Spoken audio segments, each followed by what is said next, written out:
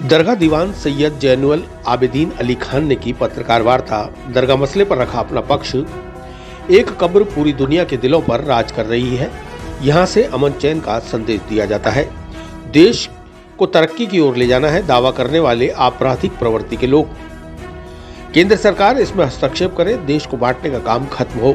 किसी के बयानों में कोई अपील नहीं है, सब मिलकर जहर उगल रहे हैं। सुप्रीम कोर्ट को इस मामले में सो मोटो लेना चाहिए।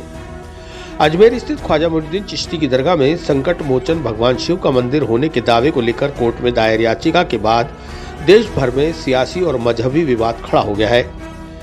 अदालत में मामले को सुनवाई योग्य मानने के बाद भाजपा, कांग्रेस के नेता सहित अन्य पार्टियों के नेता कंट्रोवर्शियल बयान देकर माहौल को अलग रूप देने में जुट गए हैं। इस बीच शुक्रवार को पहली बार दरगाह दीवान सैयद जैनुल आबिदीन अली खान ने पत्रकार वार्ता को संबोधित करते हुए कहा कि दरगाह का इतिहास 800 साल पुराना है। उस जमाने में यह सब कच्चा था। गरीब नवाज जब तशरीफ लाए, उस जमाने में यह कच्चा मैदान हुआ करता था, उसके अंदर उनकी कब्र बनी हुई है। अंदाजा लगा सकते हैं कि जहाँ कब्र होगी वह कच्ची होगी। 150 साल तक आपका मजार कच्चा रहा, वहाँ बिल्कुल भी कोई पक्का कंस्ट्रक्शन नहीं हुआ। उसके नीचे मंदिर कहाँ से आ सकता है? दरगाह पर वर्ष 1950 में एक जांच हो चुकी है। दरगाह दीवान ने कहा कि जब गरीब नवाज का एक्ट 36/1955 गवर्नमेंट ऑफ इंडिया पास कर रही थी, उससे पहले 1950 में गवर्नमेंट ऑफ इंडिया ने इलाहाबाद हाई कोर्ट के सिटिंग जज जस्टिस गुलाम हसन की अध्यक्षता में एक आयोग बनाया था। इसमें दरगाह के एडमिनिस्ट्रेटिव को लेकर जांच की गई। उन्होंने यहाँ आकर पूरी जानकारी ली, खोजबीन की और जानकारी जुटाने के साथ ही डॉक्यूमेंट भी देखे।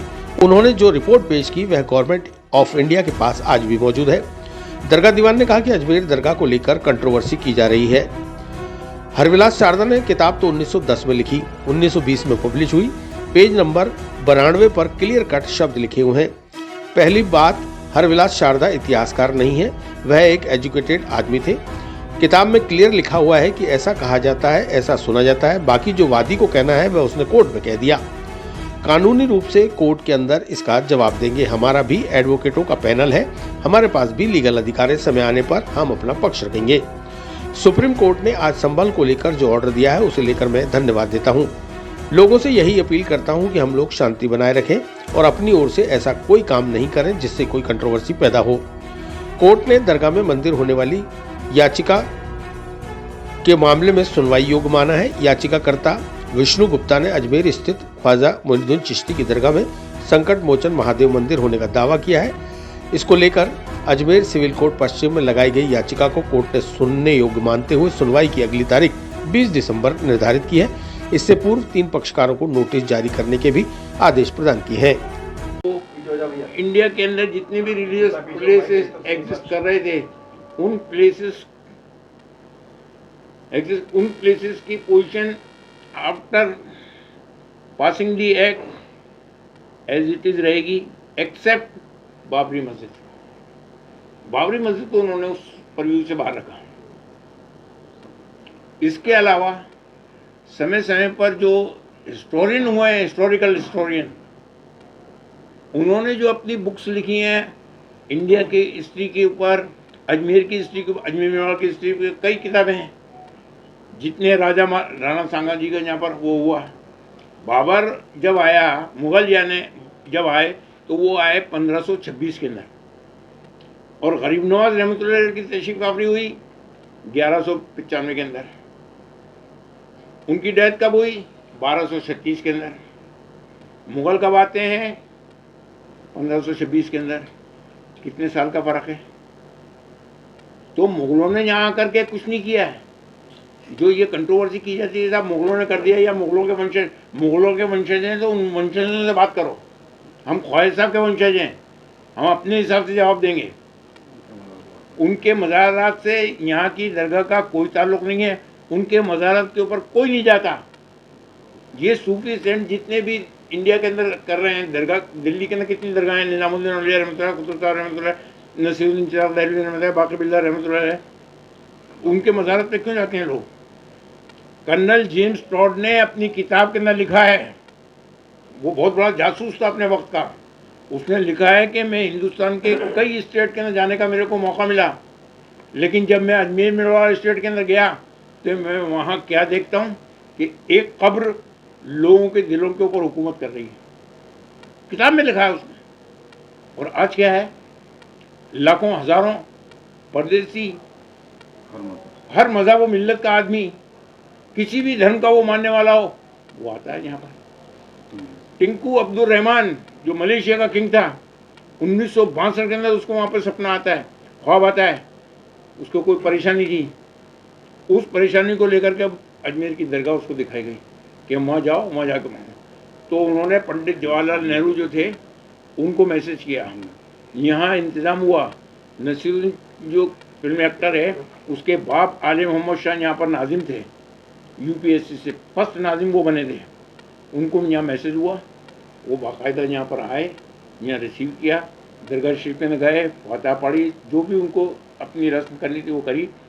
आखिर दिन उनको नमाज़ पढ़ने का मौका मिला, असर का हो गया था। तो जैसे वो शाहजहानी मस्जिद में हुए, उनको जो पब्लिक जो है नमाजी, बहुत से जूते अपने वहीं दीवार के सारे रख देती है, वहाँ उनको वहाँ जगह मिली। तो वहाँ के प्रशासन ने जो उनके साथ आया था, उन्होंने कहा था भी ये किंग है, वो है। तो किंग ने खुद ने रोका कि ये अल्लाह का घर है, मेरे को जहाँ जगह मिलेगी उस जगह खड़े होकर के नमाज पढ़ूंगा।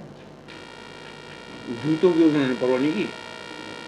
और दूसरी सबसे बड़ी चीज़ ये है कि आज यहाँ पर हमें क्या देखने को मिलता है, गंगा जमनी तहजीब जो देखने को मिल रही है।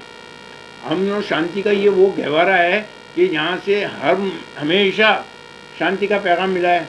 आज वहीं पर आप शांति भंग करना चाहते हो और उसको आधार बना के पूरे विश्व के अंदर क्या मैसेज समाज को दे रहे हो? क्या हमारी आने वाली नस्लें जो हैं मस्जिद, मंदिर, गुरुद्वारा उसके ऊपर लड़ती रहेंगी? हमारा काम क्या है? हमें अपनी आने वाली नस्लों को बनाना है, आगे बढ़ाना है, देश को तरक्की। आज देश किस जगह पर जा रहा है और किस जगह खड़ा है, इसके अलावा इस देश को तरक्की के रास्ते पर लाओगे या और आप बैक पे ले जाओगे? तो हम जो चीज़ कर रहे हैं, ये तो आपके ये टीवी चैनल्स पे और इस पे आकर के अपना पर्पस सॉल्व करके चीप पब्लिसिटी हासिल करके चले गए। बाकी आने वाली नस्लें जो हैं यहाँ लड़ती रहेंगी। कौन था साहब तो फलाना था। ये खुद कितने क्रिमिनल हैं जो दावा करने वाले हैं, इनका बैकग्राउंड तो देखो, इनकी हिस्ट्री तो मंगाओ कि ये कितने हैं। कम से कम ये है कि हमें क्या करना है, क्या काम सीपीसी के हिसाब से जो है कोई भी दावा लेके जाता है उसको एंटरटेन करना है। ये दावा लेके गए, उन्होंने उसको एक्सेप्ट कर लिया कि भाई ये इसको बहस के लिए रख लेंगे या इसको एडमिट कर लेते हैं, इसके ऊपर सुनवाई हो जाएगी, ये इसके लिए रखा। बाकी कोई ऑर्डर तो पास किया नहीं है उन्होंने। ऑर्डर पास करेंगे, फैक्चुअल पोजीशन सामने लाएंगे, हमारी भी ड्यूटी बनती है। अब के पार्टी किसको बनाया? 3 पार्टीज को, दरगाह कमेटी, गवर्नमेंट की बॉडी, ये अल्पसंख्यक मंत्रालय, ये गवर्नमेंट की बॉडी, और आर्काइव्स, एएसआई, ये गवर्नमेंट की बॉडी। तो आर्काइव्स का तो यहाँ से कोई लेना देना नहीं है, उसको खामा बनाया। और इससे पहले एक और प्रोसीजर है सीपीसी के अंदर, एक गवर्नमेंट बॉडी के ऊपर जो भी कोई केस किया जाता है, उससे पहले उसको सेक्शन 80 का नोटिस देना पड़ता है 3 महीने का, कि ये फैक्चुअल पोजीशन है, मैं आपके खिलाफ ये फलाना दावा दायर करने जा रहा हूँ, आप या तो इसको क्लियर करो अपनी पोजीशन को, वरना ही कोई सेक्शन 80 का नोटिस किसी तीनों पार्टी में से किसी को नहीं दिया गया। प्लस जो ख्वाजा साहब का वंशज है, जिनके बाप दादा की दरगाह है, वो मज़ार है, उसको पार्टी नहीं बनाया। आप किस कैपेसिटी में चले गए वहाँ पर? गवर्नमेंट की कैपेसिटी में। तो गवर्नमेंट जवाब देगी, गवर्नमेंट का ये रिकॉर्ड है। गवर्नमेंट अपने लिखे से थूके को चाट नहीं सकती। जो उसने पोजीशन पहले क्लियर कर दी है इस स्थान को लेकर के, उसके अंदर अब क्या लिख के देगी भाई? मैं सारी बातों को लेकर के इस निष्कर्ष पर पहुंचा हूं कि the place of worship preservation act को जो खिलौना बना दिया गया है, उसके ऊपर कोई एक्शन नहीं हो रहा है, कोई उसके किसी भी सेक्शन के ऊपर कोई एक्शन नहीं लिया जा रहा है। तो केंद्र सरकार से मेरा निवेदन है कि वो इसको अमेंड करे, इसके अंदर ऐसे क्लोज लाए, ऐसे सेक्शन लाए कि जिससे इसके अंदर स्ट्रिक्टनेस पैदा हो और ये जो खेल खेला जा रहा है बांटने का, देश को जनता के अंदर भ्रम पैदा किया जा रहा है, वो खत्म हो, ताकि हमारा देश जो है वो उन्नति के रास्ते पर गामजन हो सके। हम क्या कर रहे हैं? हमारी इन्हें जितने पॉलिटिशियन अलग अलग उससे जो बयान दे रहे हैं अलग अलग, किसी के बयान में जो है कहीं पे भी कोई अपील नहीं है। वो उधर से जहर उगल रहा है, वो उधर से जहर उगल रहा है, वो उधर से जहर उगल रहा है। तीनों को क्या कर क्या रहे हो भाई? आप जब तक के एक जगह पर बैठ करके सारी बातों के ऊपर आपस में मिलकर के डिस्कशन नहीं करोगे, इसका सॉल्यूशन नहीं निकलेगा और न निकलने वाला। आप पिछली ये भी क्या हुआ, अभी क्या हुआ जिसके ऊपर आज सुप्रीम कोर्ट को इंटरफेयर करना पड़ा। मैं सुप्रीम कोर्ट से भी ये अपील करता हूं कि वो सो मोटो इसके अंदर एक्शन ले, सो मोटो एक्शन ले, और उस सेक्शन को जिसको ये कहते हैं कि साहब इसके अंदर जो है सर्वे का कोई वो नहीं है प्रोविजन, तो उस पोजीशन को क्लियर करें अपने जजमेंट्स के अंदर। और मैं अपील करूंगा कि देश के अंदर शांति, अमन का माहौल, भाईचारे का माहौल बनाए रखें और ऐसा कोई काम अपनी तरफ से नहीं करें जिसकी वजह से नई कंट्रोवर्सी पैदा हो। तो ये मोहन भागवत जी ने 2022 के अंदर जो बयान दिया है कि हम हर मस्जिद में कब तक शिवालय ढूंढते रहेंगे, कब तक ढूंढेंगे? ऐसे लोगों के ऊपर तो बैन लगना चाहिए। जो नई नई बातें नींद में सो रहे हैं, उठ के आ गया, किसी ने कह दिया वहाँ पर ये हो गया, आप चले आए, आपने दावा कर दिया, ये इससे क्या कोई हल निकल रहा है और नई कंट्रोवर्सियाँ पैदा कर रहे हैं। नेक्स्ट क्वेश्चन कोई वर्शिप एक्ट को लेकर आप लोग कह रहे हैं कि बार-बार इसको किया जाए, लेकिन अभी जो एक्ट है इसमें आप लोगों को कहाँ-कहाँ खामियां दिखाई देती हैं? खामियां कुछ भी नहीं है, अगर उसके ऊपर सही इम्प्लीमेंटेशन हो जाए तो। देखिए, खामियां कुछ भी नहीं है। अभी जैसे रिसेंटली देखने में आया है, प्लेस ऑफ वर्शिप एक्ट का इंटरप्रिटेशन लोग अपने अपने हिसाब से कर रहे हैं। अब जैसे उसमें कि कह रहे हैं कि साहब सर्वे पे कहाँ रोक है, उसके अंदर रिस्ट्रिक्शन नहीं है।